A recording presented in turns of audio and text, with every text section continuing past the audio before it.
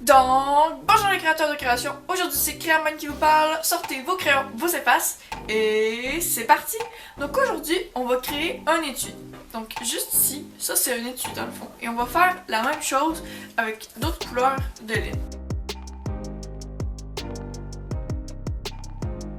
Donc dans le fond, ça vous prendra pas grand chose, ça va vous prendre un bac ou une boîte de carton sans dessus, ça va vous prendre de la laine, n'importe quelle couleur, du tape, du ruban adhésif et une paire de ciseaux.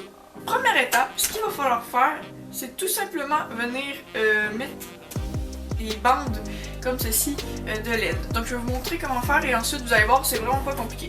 Donc, première étape, vous allez prendre un bout de laine, vous allez le placer comme ceci et vous allez laisser une quand même grande marge pour pouvoir faire des nœuds à la fin. Donc vous allez laisser tout ça et vous allez le taper et ensuite vous allez venir faire ça comme ça et dépasser, voilà, comme ça, je pense que vous voyez bien. Donc vous allez venir faire ça sur toute la longueur, donc c'est pour ça les ciseaux, couper. Vous pouvez attendre d'avoir mis quelques bouts de laine avant de bien étirer et de taper. Même, ce que je vous conseille, c'est de découper tous vos bouts de laine à la même longueur et d'ensuite tout venir les taper juste ici. Alors voilà, j'ai découpé vraiment plusieurs bandes de laine comme ça. Donc pour faire la trousse, dans le fond, c'est ça, on va tout venir les mettre comme ça. On le tire quand même, mais pas trop parce que plus on étire, plus que ça va rapetisser.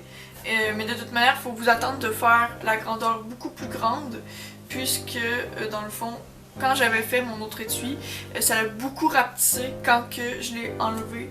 Là, on va venir toutes les coller, voilà.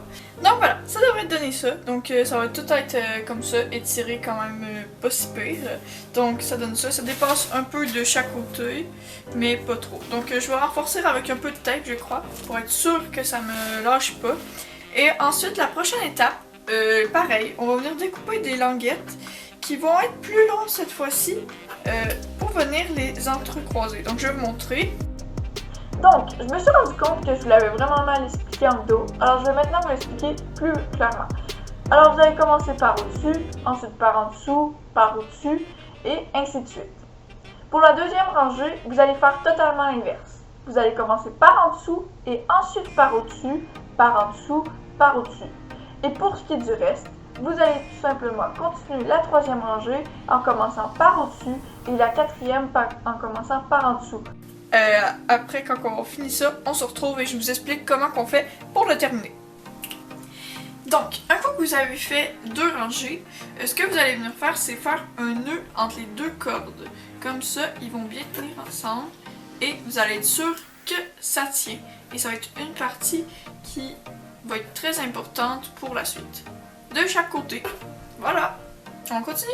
Ensuite, quand vous avez fait la troisième, vous allez venir prendre les bouts et l'attacher avec la corde de la deuxième pour que ce soit solide. Et chaque fois que vous allez avoir fini une autre rangée, vous allez venir l'attacher avec la rangée d'avant pour qu'on puisse garder une solidité tout le long. Donc ensuite, un coup que vous avez fini de tresser, ça va être très simple. Ça va vous donner quelque chose du genre. J'ai dû l'enlever plus tôt que prévu, donc j'ai pas pu vous le montrer. J'ai dû vraiment enlever ces parties-là hier dans la soirée parce que pendant que je tressais, j'avais pas mis assez de ruban adhésif, donc les fils partaient et se décollaient. Donc j'ai dû attendre avant de vous le montrer, mais je vais quand même vous expliquer comment j'ai fait. Donc ici, j'ai tout tressé. Dans le fond, pendant que je tressais, je les attachais au fur et à mesure ensemble. Quand j'ai eu fini, il me restait ce bord-là. Donc ce bord-là, il y avait tous les fils qui étaient attachés. Et dans le fond, j'ai pas enlevé les tapes tout de suite, vu que c'était pas très bien attaché. J'avais juste besoin de tirer, j'en prenais un, je l'attachais avec lui qu'il y avait d'avant. Donc en l'occurrence, pour le premier du bord, vous l'attachez avec la rangée qui est en fait celle du côté. Et ensuite, j'ai attaché tous les fils ensemble comme j'ai fait avec cette rangée-là. Donc voilà, ça c'était ce qu'il fallait faire pour attacher. Ensuite, vous n'aurez plus besoin de la boîte un coup que vous avez fini. Donc, un coup que vous avez fini, il va y avoir beaucoup de fils qui dépassent et vous allez tous venir les couper égales. Donc, à une petite distance quand même, vous prenez pas trop éloigné non plus.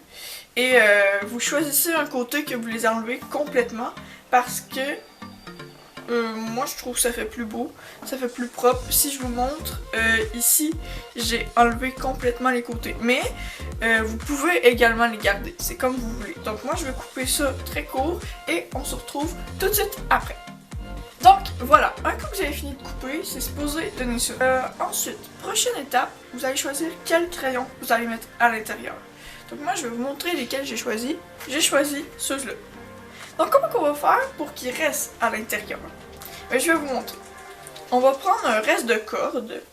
Et ce qu'on va venir faire, c'est qu'on va prendre un crayon comme exemple. Donc ce qu'on va faire, c'est qu'on va venir passer la laine dans les mailles. On va pouvoir s'aider avec un autre objet. Donc, passer. Et là, on va venir faire la même chose de l'autre côté. Et ainsi de suite. Jusqu'à ce qu'on ait assez d'espace pour tous les crayons. Et vous en mettez un en bas du crayon et un en haut du crayon. Donc c'est parti. Vous pouvez vous aider en mettant un peu de tape ou de ruban adhésif à l'autre extrémité où vous passez les trous.